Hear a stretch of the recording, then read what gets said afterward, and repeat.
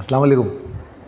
एक सवाल जो अक्सर लोग पूछते हैं वो ये पूछते हैं कि यार ये जो बेबी बॉर्न होते हैं, बच्चे पैदा होते हैं, उसके लिए ऑपरेशन करने की ज़रूरत क्यों पेश आती है। तो इसके लिए आसान तरीका है, मॉडल देख लेते हैं। अब देखें, ये मॉडल है जिसमें ये जो बेबी है ये अपनी माँ की यूट्रस में, अपनी माँ की वोम के अंदर मौजूद है। अब अगर बच्चे का सर इस तरीके से नीचे हो तो ये बर्थ कैनाल है, और ये बर्थ कैनाल रिलैक्स हो तो ये सर आराम से बर्थ कैनाल से होता हुआ नीचे चला जाता है और बेबी की डिलीवरी हो जाती है। कभी कभी ऐसा होता है कि बच्चे इस पोजीशन में होने के बजाय इस पोजीशन में होते हैं, यानी उनका सर जो है वो ऊपर होता है और धड़ उनका जो है वो नीचे होता है। अब अगर बच्चे इस पोजीशन में होंगे ना तो ये कहलाती है ब्रीच पोजीशन, यानी ये पोजीशन उल्टी हो गई है। अब इसमें ये बेबी आराम से डिलीवर नहीं हो सकता। डिलीवर अगर होगा ना तो उसमें माँ की ज़िंदगी को खतरात भी हो सकते हैं।